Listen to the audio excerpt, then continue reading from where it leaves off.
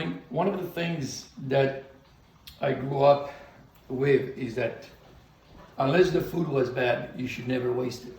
And so yesterday we made a simpler, but yet I think a little bit more elegant, a little bit more hearty salad niçoise. And when we took those potatoes that we baked and we gutted them out, we had that potato mash, which is what we have right here. And so what do we do with that? Well, we can make mashed potatoes for sure, but why? Let's do something really simple and really good. These are called pastelles. My mom used to make them. She would put meat in them. You can do them vegetarian. These I'm gonna do with panko crumbs, but typically these were done around the Passover time, and so they were made with matzah crumbs. But since this is not Passover, and since we really like to do what we want to do, so we're just gonna make them with panko crumbs. So it's really simple. You're gonna take your leftover potatoes, and here's one of the things that I'm trying to do as we all share this awesome time together, is I'm trying to stay away from recipes and stay with touch, feel, smell, flavor, and let that tell you where your recipe is at. And there's nothing more that will tell you what direction you're in or not than a dish like this. And we'll talk about it really quickly. We had around the gutting of around 8 potatoes in here. Keep in mind that, so these were chilled. They don't have to be chilled. They just were leftovers. And I mashed them, and I want them mashed, but not completely thin, because then they become, then it becomes almost like doughy. I want them a little bit lumpy. So my potatoes are done. I'm gonna add a little salt. I'm gonna add a little pepper to these potatoes. I'm gonna add olive oil. And you can see right here, I am a big proponent of, flavors that have, that get you to that umami sense. Salt, spice, sweetness. We're gonna mix them really nicely.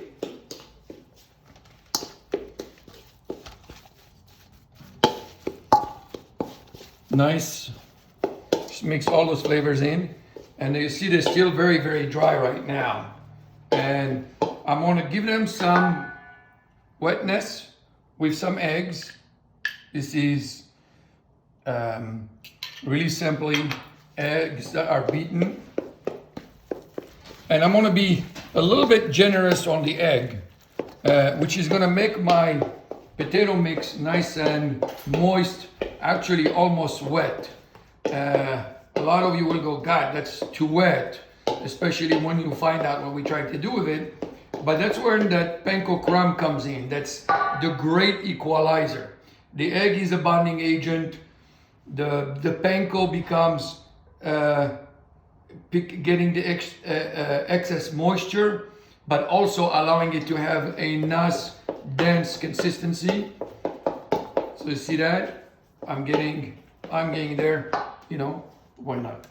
Jalapenos, leftovers, just give it a little bit of a bite. Now you can do anything you want. I'm keeping it simple. You can add herbs to this. You can be as adventurous with it as you want to be. The trick here is really not what you put inside, is that final consistency. You want that to be just right. And we're gonna talk about that shortly. So I'm gonna add panko crumbs right now. And I'm not following a recipe. I'm following what that egg tells me I need to do, what that potato tells me to do. There is no egg that is exactly the same size. There's no potato that is exactly the same size and have the same amount of moisture. So I'm following my really instinct right here to try and get it to be nice and really beautiful and firm, stiff, but while still creamy and rich. you know, you can really do it any way you want. And since I want it to be creamy and rich and I want it to be a little gooey, and boy, do we know how much the females love their cheese, some freshly grated Parmigiano, a lot of Parmigiano grated in here. This does two things. It also becomes a binding agent, but also gives me that really wonderful flavor that I want to look for. I'm going to mix this nicely, gently, and you certainly can taste it. I mean, there's nothing wrong with a raw egg, they're pasteurized, but it's up to you. And see if it needs any salt or pepper, if it needs any more flavor. I think it's pretty good, in my opinion. See that? I have a beautiful, moist, and I'm gonna finish it off right now, okay? I'm gonna finish it off by creating these little patties. And these patties, the trick here is to get some water. You know, obviously, did you wash your hands? Did you sing the song Zoom, all of it, while you're washing your hands? One of my favorite songs. And this allows me to form my patty while also nothing sticking. See that? So there is, when we do fried chicken, for example, we go dry, wet, dry, or wet, dry. This is a dry, wet. So, and I am making the whole ball right here. See that? Now there are two schools of thought. They both are right, but one is easier than the other. Once you form your ball, put them in the refrigerator and let them sit for an hour and a half. What it's gonna do, it's gonna make them really cold and hard. It's gonna make your life easier in the pan when you do that.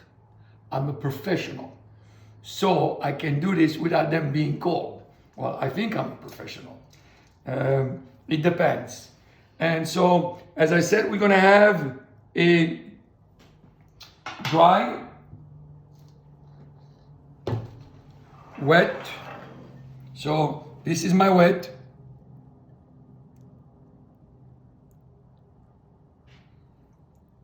And I'm just gonna let it sit right here for a little bit, you know. And we're gonna make one together, okay? We're gonna make one just so you can see what is it that I'm trying to do. One of the things that I don't want you to do is to form your patty yet. Keep it in a ball. Keep it nice and round like that. And we're gonna come right here. I'm gonna get not a non-stick, we're gonna get a real pan, okay? And we're gonna heat up our pan. I want my pan really hot. I'm not sauteing this. What do we do? Like, it's almost a semi-fry. So I need to be generous on the amount of oil that I have in there. Just enough. So sauteing is that first film on the bottom. Frying is that you want to go 1/8 above. Deep frying is completely immersed. This is more like much more of a flash fry. So I want that frying texture on the outside, but I do not want that frying texture completely in. So I love frying food, and I like especially French fries, but I think you can achieve a lot of frying consistency and flavor and texture without the extra added oil in your food. If you don't need it, why have it? So it's really very important that my oil gets to almost a smoking point, which means as hot as I possibly can get it without it getting too hot and burning. And like I said, olive oil is not one that you use Olive oil is something that you always finish with. We talk about this a lot.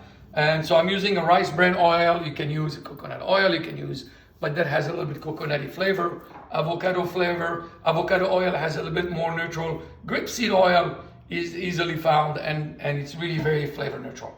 I keep repeating the same thing, and a lot of times that we do this because I think those are the things that matter, because they change and they alter the flavor, and you don't want to do all this work and then your food tastes slightly off or slightly burnt, besides the fact that it's not very healthy. So my oil, you see that? It's swimming beautifully. Now, if this was chilled right now and I dipped it, it won't disintegrate on me. It'll be hard to disintegrate. But the reason I don't do that is because when it's chilled, it's going to require me to do two things. It's going to require me to pan sear it, and then I need to put it back in the oven to finish it because the interior is very cold. But if I do it from a room temperature, that process is not as critical. So right here, as I see, this means that I did not mix my eggs as I should, as well as I should. So I'm gonna drop my temperature a little bit right now. I'm gonna get my fan on, and I'm gonna go beautiful and gently beautiful in. Now I'm gonna tap it. Now that in my bottom, I created the foundation, I am no longer required to go at a high heat. Now I need to go at a smaller heat to do this. So I am on low, and what the smaller heat is going to do is going to allow me,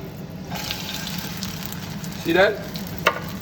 It's going to allow me to fry my bottom, but also bring my interior to the right temperature, which is around 160 degrees. And so I'm going to do that nice and gently. See that?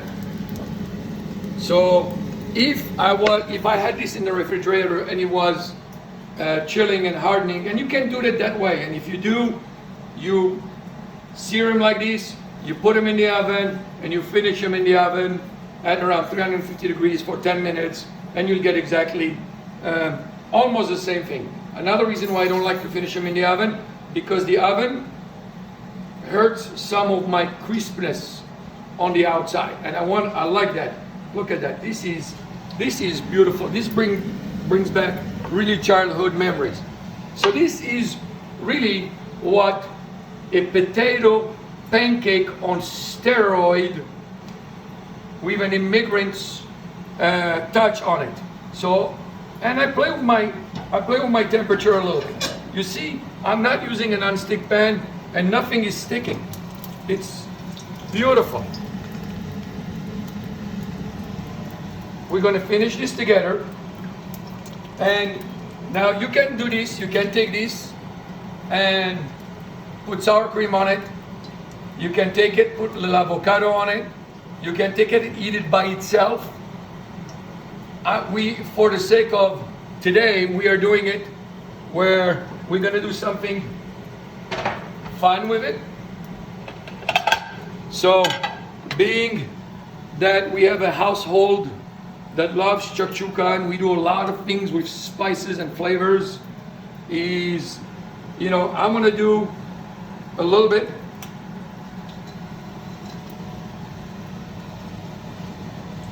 I'm gonna turn it again. And now I can do 3 or 4 at the same time. You are not, I just want to do this. And now I can sort of like push it down a little bit further.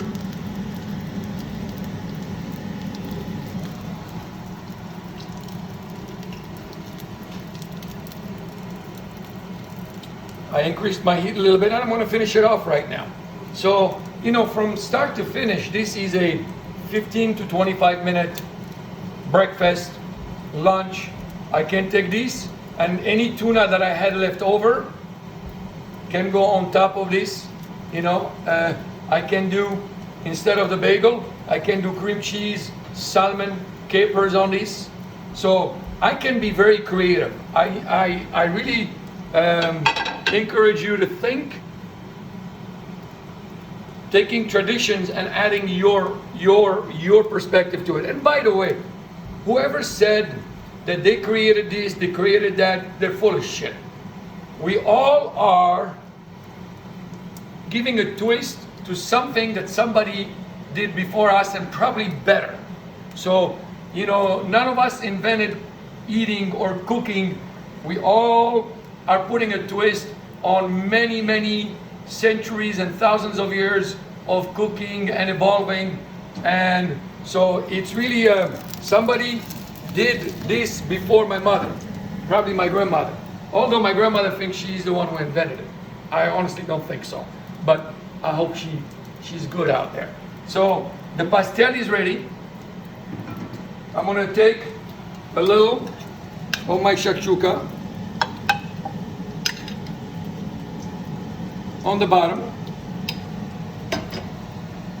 I'm gonna take one of my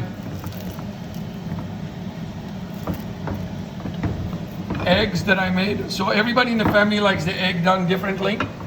My wife likes them all the way done. I like them just like that. And we're gonna do this right here. And I'm gonna finish it off with a little bit of olive oil. You can add some green for color. You can do whatever you want. Hey, I'm not trying to be pretty. I'm not chubby. I'm trying to be you in your home, trying to make really good food. That's really spend your time on flavors. Spend your time on cooking properly.